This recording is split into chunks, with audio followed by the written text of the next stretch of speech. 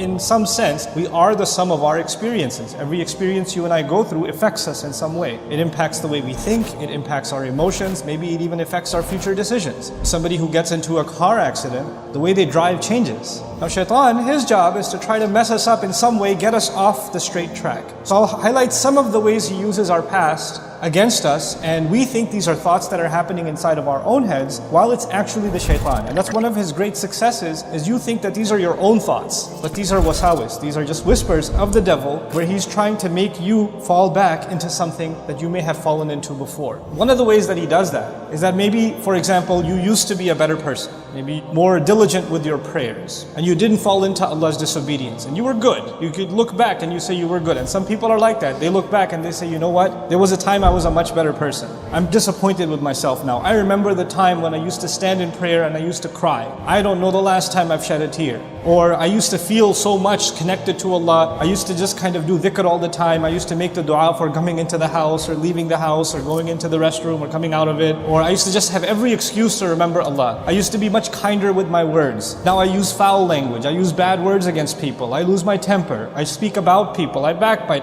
I've developed all these habits. I didn't used to be like this. And so Shaytan says, that part of you is dead. That's gone. That's never coming back. Listen, that's over with. This is who you are now. And he'll make you almost give up on yourself. While the reality is, if Allah made you capable of living a certain way and living by a certain standard, and you upheld it, you were able to do it, then that actually means that you will forever be capable. That's actually proof to yourself. And so Shaitan wants to convince you that you no longer have that capability because of whatever experiences you've gone through or I've gone through. Now we will never go back to who we were again. At least in our spiritual sense, we can't go back. Now understand something. Emotionally, maybe you can't go back. Emotionally, when somebody's scarred, maybe they're changed forever, and that's okay. That's life. You know, the loss of a child is not something easy to get over, for example. So there are kinds of trauma or kinds of experiences that maybe our entire lives will be chipping away at trying to heal, and we may never get there. But Shaitan uses that to mess you up, not emotionally, but spiritually. To mess with your connection with Allah, and to basically get you to say, well, you know what? You've gone through these experiences, so what's the point of prayer? And so that's one kind of attack the Shaitan uses against you and me, to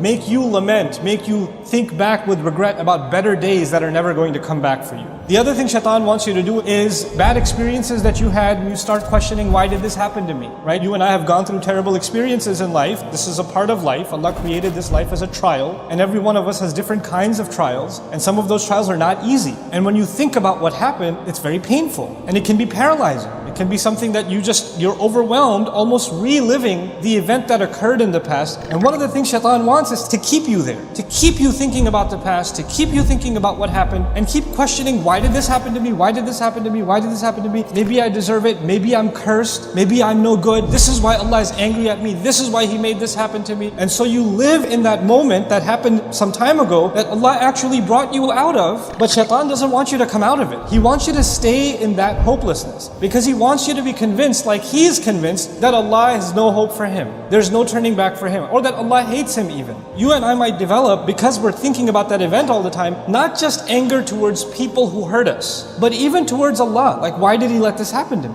And so when you think about the kinds of experiences that prophets went through, ﷺ, you'll appreciate something. The prophets Allah talks about in the Quran are, in so many cases, people that had such difficult lives. Even before they became prophets, they had extremely, extremely difficult lives. Think about the life of our own messenger, ﷺ, whose parents die in childhood, right? Who goes through one care to another care to another care, and every time he has somebody that is basically taking care of him, they pass away. And he's passed on to someone else, and he's passed on to someone else. How difficult is that for a child? How difficult is it for a parent to lose their child? Our messenger experienced losing children, sallallahu alaihi wasallam. Why did I deserve that should happen to me? Or why did my child deserve to die like this? And every time you see somebody else's child healthy and running around, it reminds you of the child that you don't have anymore. So these are the kinds of pains Allah put even prophets through, alaihi wasallam. The reason I'm saying that is for you and me to know that these pains that we experience in life are not a proof that Allah has cursed you, or Allah is angry at you, or you're going through bad experiences because Allah is mad at you and Allah is punishing you for something. That's not the case. Some of the best people that ever lived had very difficult lives. This life was made with trials, with difficulties that we have to learn to navigate. Shaitan wants us to believe everything that happens to us, somehow figure out a way to blame Allah for it.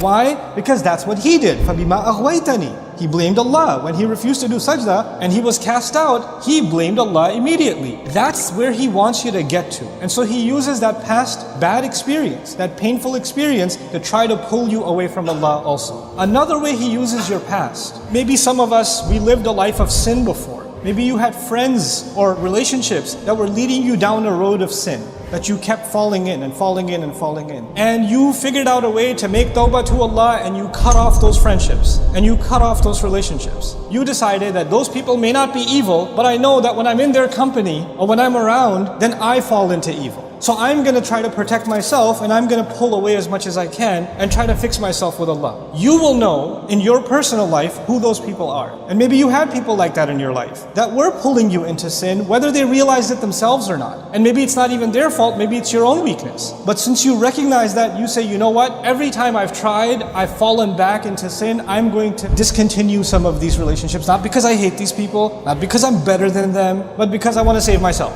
I want to pull myself away. And when you pull yourself away, Shaytan will come and say, hey, don't you miss the old friendship? You don't miss those guys? He wants you to pull back, go back, go back, go back. The same way some people left sin, literally sin. They left drinking, they left drugs, they left adultery, they left fornication, they left evil deeds. They walked away from them. They changed. But sometimes the devil comes and triggers you and says, hey, you're going through a hard time, just one time. Just go back. Not forever. But come on, you had a hard week. It's been a tough month. You've gone through a lot. Just go back just a little bit. And you know what that used to be like. There's a saying in Arabic, kullu mamnu' matlub. Everything forbidden is desirable, right? So even though we, after faith, you develop a regret and an embarrassment over the sins you and I may have committed. And we develop almost a hatred for repeating those sins again. At the end of the day, we're also human beings. And human beings have temptations and desires. And that's one of the things that Shaytan wants to manipulate. So he'll try to pull you back and try to get you to say, hey, come on. You know how it used to be, right? It was so much better for you. You felt so much easier. And why deny yourself? Who's gonna find out? Just go back. So he wants to pull you back into a way of sin.